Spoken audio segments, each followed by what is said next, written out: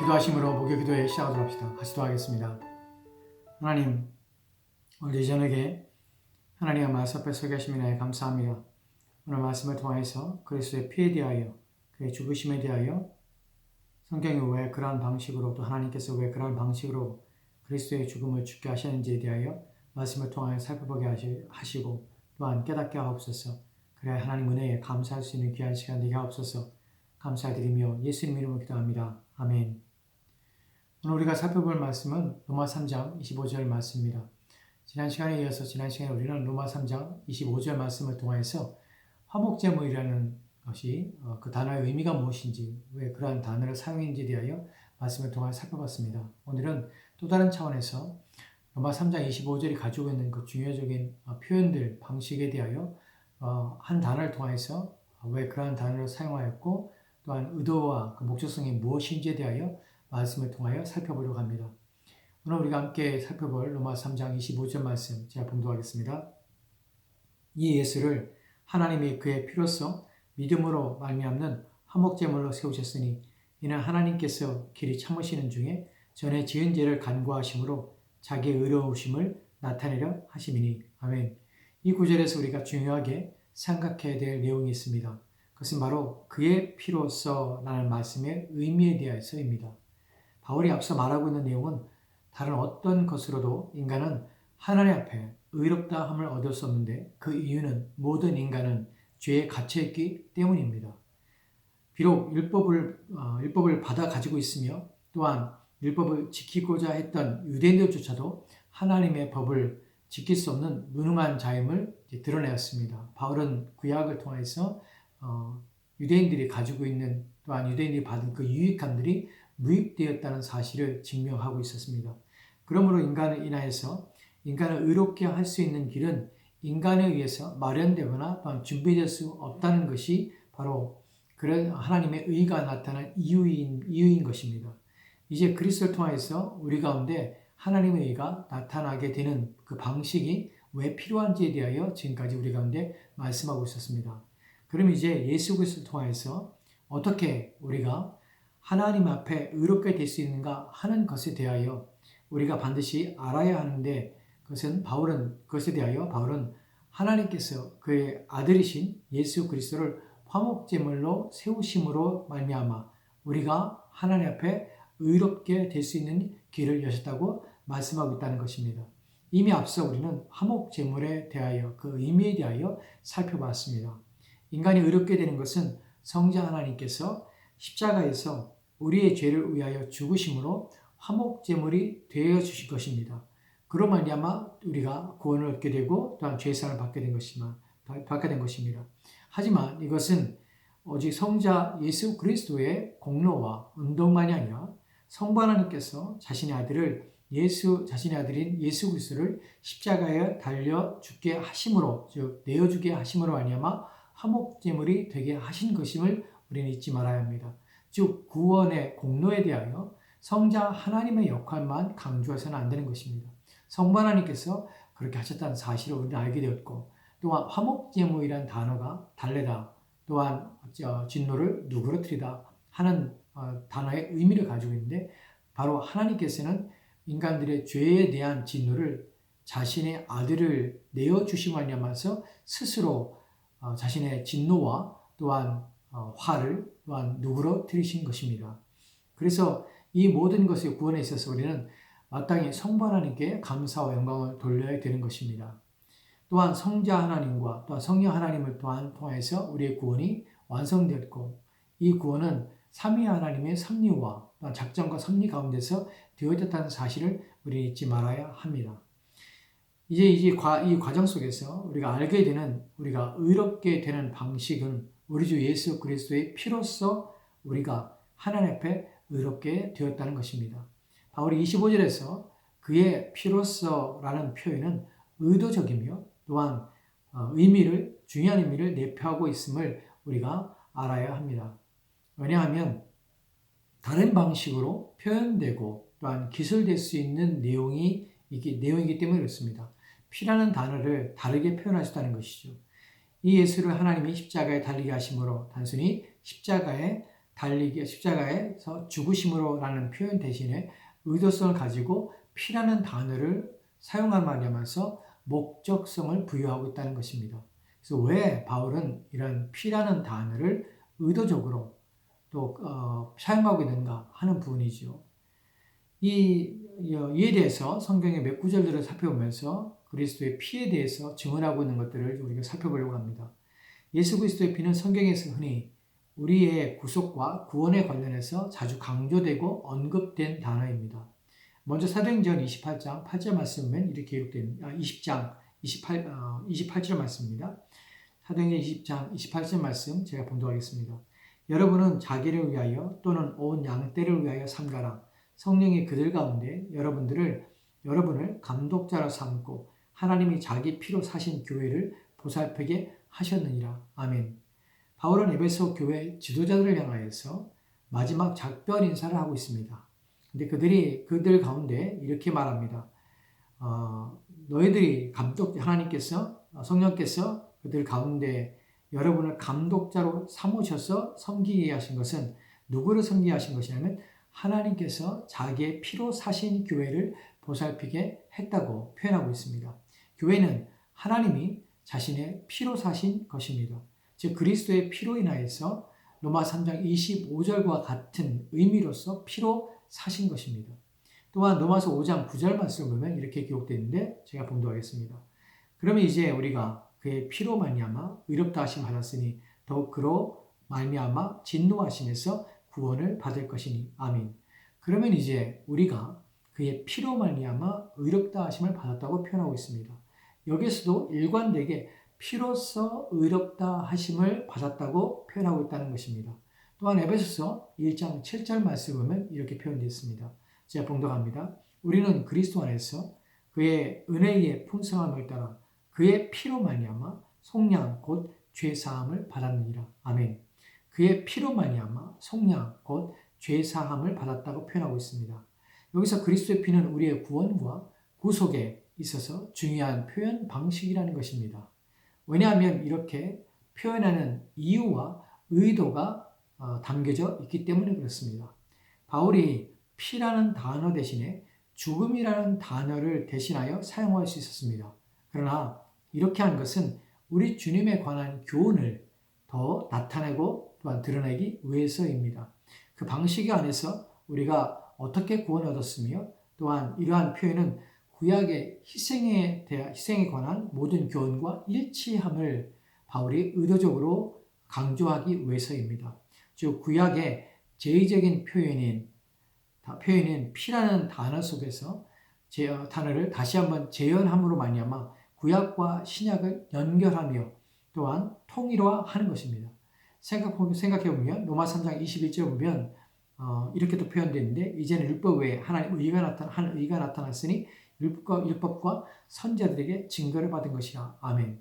여기서 뭐라고 표현하고 있냐면 하나님의 한 의가 나타났는데 이것이 율법 외에 나타난 하나님의 의로서 율법과 선지자들에게 증거를 받았다고 합니다. 여기서 이제라는 말은 그러나 지금은 이라는 의미라고 말씀을 드렸습니다. 다른 전개가 시작됐다는 것입니다. 앞의 것과 별개의 것이 또한 일어났다는 것을 지금 설명하고자 하는 것입니다. 이런 표현을 잘못 이해하면 신약과 구약은 전혀 다른 차원의 방식이나 방법으로 구원이 성취되고 이루어지는 것으로 오해할 수 있다는 것입니다. 왜 이 말을 드리고 또한 바울이 왜 피라는 의미를 사용했냐면 구약과 신약의 구원의 방식이 다르고 또한 믿음으로 또한 율법을 지킴으로 구약과 신약은 구원의 내용에 있어서 다르다고 여기며 또한 가리키는 자들이 있습니다. 즉 구약과 신약의 통일성을 상실하는 것이에요. 구약은 더 이상 필요치 않다고 말하는 것입니다. 오늘날 어리석은 사람들이 이러한 주장을 하고 이러한 가르침을 말하고 있는 것입니다. 신구약의 통일성을 인식하지 못하는 것이지요. 구원의 방식은 신약이나 또한 구약이나 동일합니다. 구약은 율법의 시대고 신약은 은혜의 시대가 아닙니다. 둘 다 은혜의 시대이며 둘 다 오직 그리스도 예수를 믿음으로 구원을 받는다는 것입니다. 구약의 백성들은 율법을 지킴으로 구원을 받은 것이 결코 아닙니다. 그리스도를 믿음으로 구원을 받은 것입니다. 하는 것에 대하여 이러한 내용들은 이미 제가 앞서 설명한 바가 있습니다. 구약의 백성들 또한 오실 그리스도를 제의적인 사역들을 통하여서 제사적인 사역을 통하여서 그들은 보이지 않는 그리스도를 상징하는 그 모형과 또한 오실 자에 대한 예표를 그들이 지켜 행함으로 말미암아 그의 피로 말미암아 구원을 얻은 것입니다. 이에 대하여 좀 더 설명을 좀 드리겠습니다. 구약과 신약의 불일치는 무엇을 야기하는가 하면 구약을 무시하고 또 외면하게 하는 것인데 이제 신약만 중요할 뿐 아니라 신약만 강조하게 된다는 것입니다. 그 이유는 신약에만 복음이 있다고 생각하며 또한 여기기 때문에 그렇습니다. 성경을 전체의 맥락을 통전적인 시각으로 보지 못할 때에 일어나는 문제입니다. 이렇게 가리키는 자들은 성경을 신구약을 따로 보며 따로 이해하는 것이죠. 이런 것들은 하나님의 말씀에 대해서 바른 이해라고 할 수 없을 뿐만 아니라 성경 전체에 관통하고 있는 맥과 또한 관통하고 있는 내용이 무엇인지에 대해 이해를 못하는 것입니다. 그래서 우리는 그런 부분에 대하여 지금 말하고 있는 것입니다. 히브리서 4장 2절 말씀을 이렇게 읽겠습니다. 그들과 같이 우리도 복음 전함을 받은 자이나 들은 바 그 말씀이 그들에게 유익하지 못한 것은 듣는 자가 믿음과 결부시키지 아니함이라. 아멘. 여기서 그들과 같이 우리도 복음 전함을 받은 자라고 표현하고 있습니다. 여기서 그들은 누구냐면 구약의 이스라엘 백성들입니다. 지금 모세와 함께 가나안 땅으로 가기 위해서 하나님에 의해서 출애굽할 이들이 들은 것이 복음이라는 것입니다. 그들과 같이 우리도 복음 전함을 받았다는 표현에서 그들도 복음을 들었고 우리도 복음을 들을 것입니다. 차이가 있다면 우리에게는 완성된 또한 완전히 드러난 복음을 듣게 된 것이고 그들에게는 계시의 점진적인 차원에서 즉 구약에서는 완전하지 않고 불완전 차원에서 오실 그리스도의 예표와 모형으로서 그들은 동일하게 그리스도 안에서 구원을 얻었고 그리스도의 믿음으로 구원을 이루게 된 것입니다. 신약과 구약은 같은 복음인 것입니다. 구원의 방식도 또한 방법도 같은 것입니다. 그것을 설명하고 그것을 표현하기 위하여 바울은 죽음이란 단어 대신에 피로서라는 단어를 사용하므로 구약에서 제사의식을 재현해내고 있는 것입니다. 비록 구약에서 짐승을 죽임으로써 그 피로 말미암아 죄사함 받는 방법이었지만 실제로는 이것은 상징이요 예표인 것이며 참된 것은 그리스도의 죽음을 상징하는 것이었다는 것입니다. 이러한 표현들이 신약 속에서 또한 나타나고 있는데 세례 요한의 맨 처음 이러한 구약적 표현을 예수님에게 사용한 사람이 바로 세례 요한이었습니다. 요한복음 1장 29절 말씀은 이렇게 기록되는데 제가 봉독하겠습니다.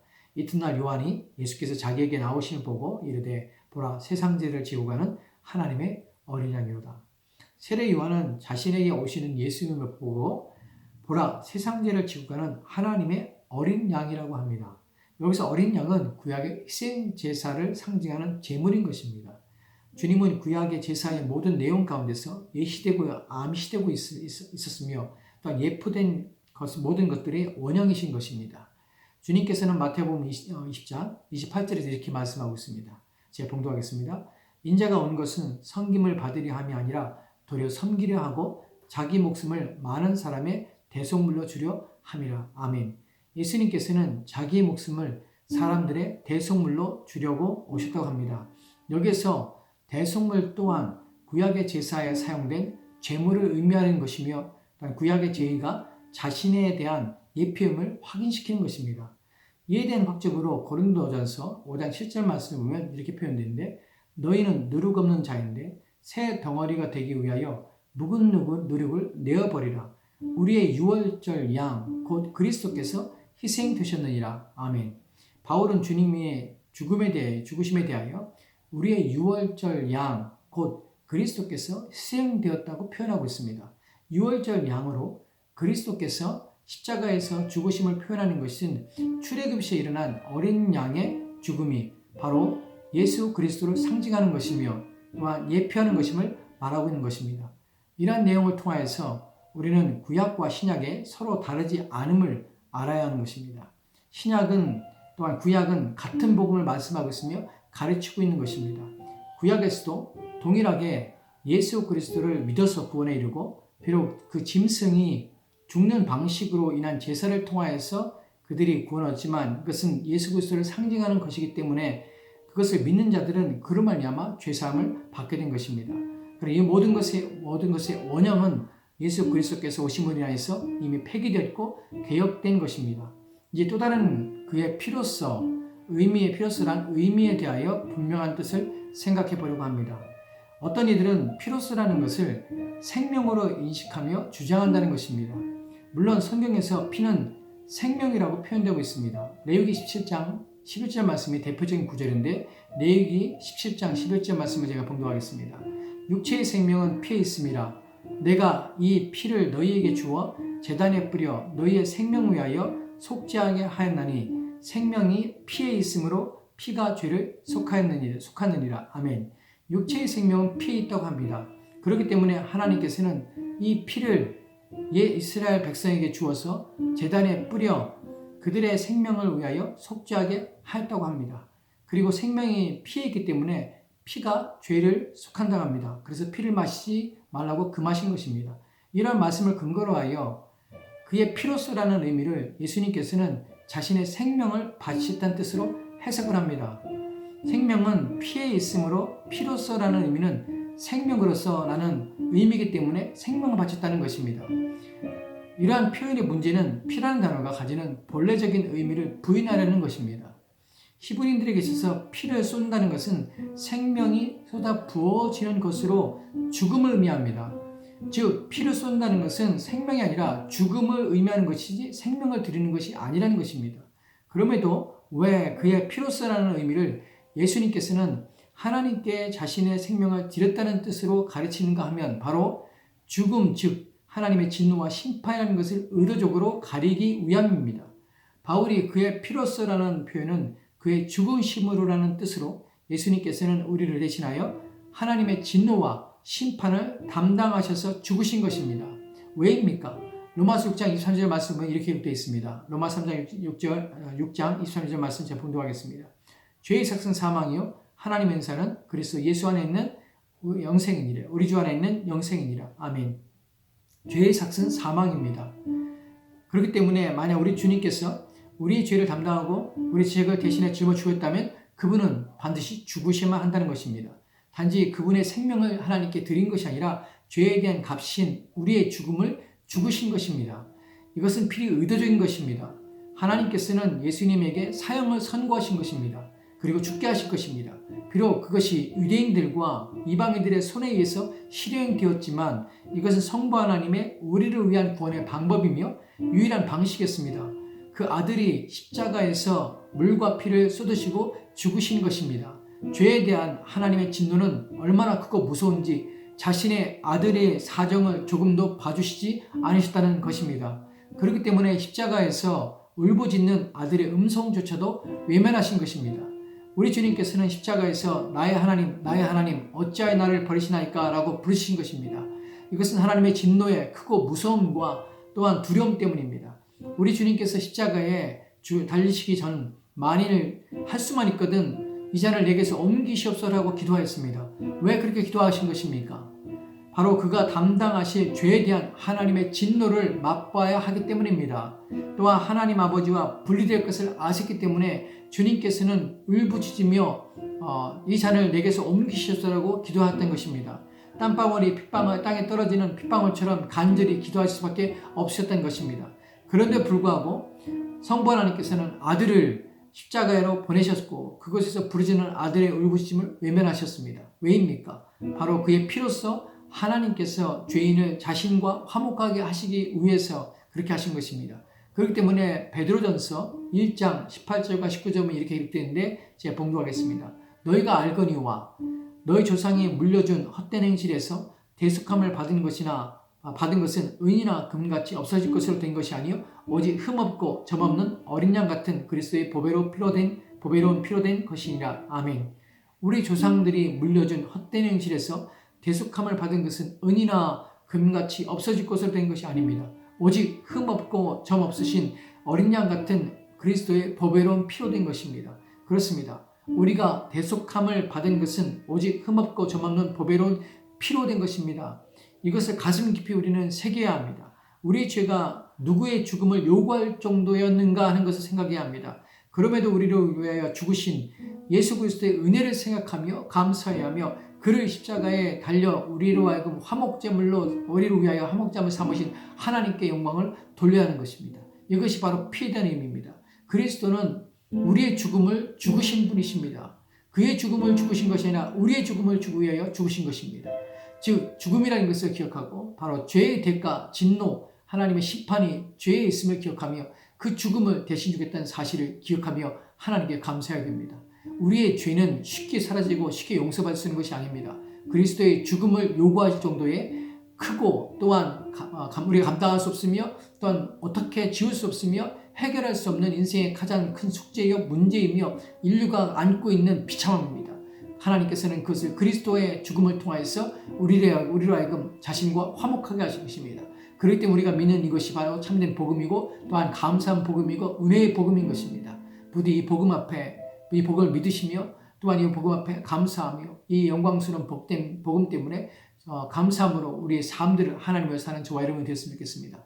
기도합시다. 하나님 오늘 주의 말씀을 통하여서 우리가 듣게 된 그리스도의 죽으심의 피의 의미에 대하여 깊이 인식하고 깨달아라. 오직 주께 영광을 돌리며 감사하는 우리 삶 되도록 주여 도와주옵소서. 또한 우리의 죽음이 우리의 죄가 얼마나 크고 놀라운 것이며 또한 우리가 감당할 수 없는 것이며 우리가 얼마나 비참한 가운데 있었는지를 생각해 보게 도와주시고 그런 말미암아 우리의 구원이 얼마나 놀라운 것이며 복된 것인가를 깨달아라. 주께 영광을 돌리며 주를 위해 사는 우리 삶 되게 하옵소서. 주께서 우리 함께 원하며 감사드리며 살아계신 예수 그리스도 이름으로 기도합니다. 아멘.